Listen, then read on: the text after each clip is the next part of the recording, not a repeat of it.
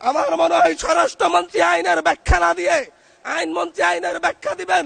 স্বরাষ্ট্রমন্ত্রীর এসবে মনোযোগ দেওয়া দরকার। স্বরাষ্ট্রমন্ত্রীর মনোযোগ দেওয়া দরকার। সারা দেশে কোথায় কোথায় সন্ত্রাসীরা রয়েছে সেই সকল সন্ত্রাসীদের তালিকা করে তাদেরকে বিচারের ব্যবস্থা করা দরকার। আমি আজকে স্বরাষ্ট্রমন্ত্রী আছেন, মাননীয় প্রধানমন্ত্রী আছেন, আমি এখানে প্রশ্ন করি, আমি কি রক্ত ঝরিয়েছি? আমরা রক্ত ঝরিয়েছি বলে আপনারা আজকে সংসদে প্রধানমন্ত্রী স্বরাষ্ট্রমন্ত্রী হয়েছেন? রক্ত ঝরার পরে রক্ত ঝরিয়ে গুলিবিদ্ধ হয়ে 3 দিনের মাথায় গুলিবিদ্ধ হয়ে দয়া করে 3 দিনের থামুন। মাথায় মাননীয় সংসদ সদস্য আপনার বক্তব্য অব্যাহত রাখুন।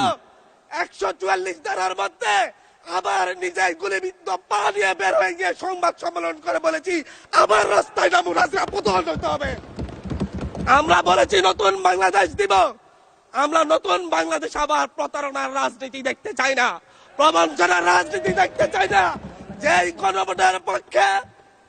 গণভোটের পক্ষে আমাদের মাননীয় প্রধানমন্ত্রী প্রচারণা চালিয়েছেন, যে আদেশের পক্ষে মাননীয় সরকার দলীয় সংসদ সদস্যরা প্রচারণা চালিয়েছেন, আজকে এখানে সেই কারণে এটা নিয়ে আবার দীর্ঘ আলোচনা হতে হবে। আমরা 90-এর গণঅভ্যুত্থানের কথা বলে যাই নাই।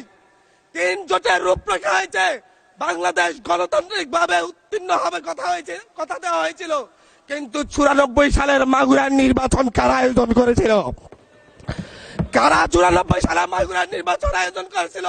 আজকে আবার এই সংসদে দাঁড়িয়ে আবার এমন একটা ব্যবস্থা নিয়ে যাচ্ছেন, আরেকবার যে মাগুরার নির্বাচন আয়োজন করবেন না এর নিশ্চয়তা কে দিবে?